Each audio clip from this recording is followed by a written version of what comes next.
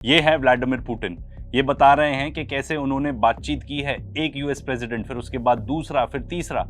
President आते जाते रहते हैं पर पॉलिटिक्स वैसी ही रहती है। ब्यूरोक्रेसी के पास बहुत ही ज्यादा पावर है। तो अगर कोई भी यूएस प्रेसिडेंट इलेक्ट होता है, वो आता तो है अपने पूरे आइडियाज के साथ, फिर उसके पास लोग आते हैं ब्रीफ केस के साथ उससे मिलने, अच्छे से वेल ड्रेस्ड, एकदम डार्क सूट में। फिर वो एक्सप्लेन करते हैं प्रेसिडेंट को कि ऐसा नहीं, ऐसा चलेगा, जो तुम सोच रहे हो वैसा नहीं, हम जो कह रहे हैं वही करो। यही होता है, एक प्रेसिडेंट आता है, उसके बाद दूसरा, पर यही चलता है। डोनाल्ड ट्रंप ने भी कहा था कि भाई ये वॉर्स में नहीं भिड़ेंगे, हम तो पीस लेके आएंगे, सब जगह मैं वॉर बंद करवा दूंगा, रशिया यूक्रेन का तो एक फोन कॉल में बंद करवा दूंगा।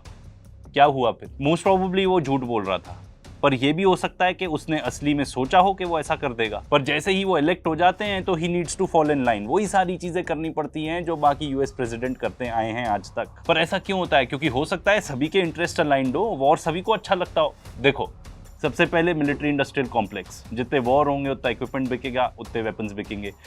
और सिर्फ यही कंपनीज ही नहीं, जितनी 5-6 हैं बड़ी, इसके नीचे वाले जो इनके सप्लायर्स हैं, वो लोग भी तो पैसा कमाएंगे। नहीं तो उन लोग की क्या दुकान बंद हो जाएगी? ज्यादा दारू बिकेगी, ज्यादा सिगरेट बिकेगी, ज्यादा हेल्थ केयर का इक्विपमेंट ज्यादा बिकेगा क्योंकि इंजरीज ज्यादा होंगी, ज्यादा खाना, ये मीट और ये जितने भी कैंड फूड वाले कंपनीज हैं, इनको भी तो फायदा होगा। पेट्रोल तक ज्यादा जलेगा, पेट्रोल प्राइसेस तक ऊपर जाएंगी, तो ये तो कंपनीज का फायदा हो गया। अब इस पे ऐड कर दो करप्ट पॉलिटिशियंस, करप्ट आर्मी के जनरल्स या बाकी ऑफिसर्स, वो भी तो पैसा कमाएंगे। शायद आपको ना पता हो, पर वर्ल्ड वॉर 2 एक बहुत बड़ा रीजन था। United states of America came out of economic stagnation. War economy को स्टिमुलेट करता है। और जहां तक अमेरिका की बात करें तो ये तो नंबर 1 एक्सपोर्टर है आर्म्स का, वेपन्स का, पूरी दुनिया में।